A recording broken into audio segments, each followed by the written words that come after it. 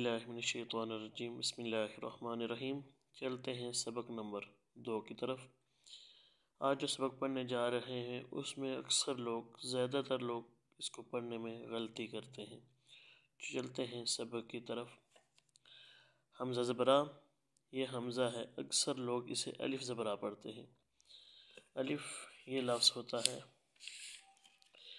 اس کو الف بولا جاتا ہے، اس پر کوئی زبر زیر پیش وغیرہ نہیں ہے۔ جیسے اس پر کوئی حرکت یعنی زبر زیر پیش آ جائے گی تو یہ الف نہیں رہے گا بلکہ یہ لفظ حمزہ بن جائے گا۔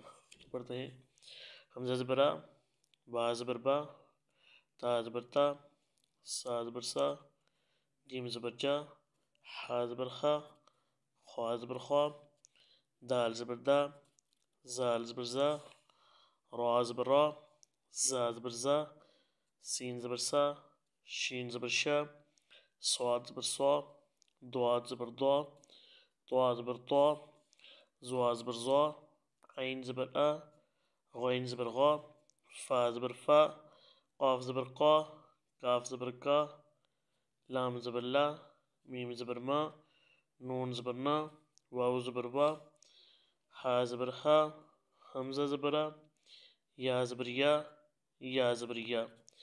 یہ بھی الفاظ وہی ہیں مگر ان کی ترتیب کچھ چینج کی گئی ہے۔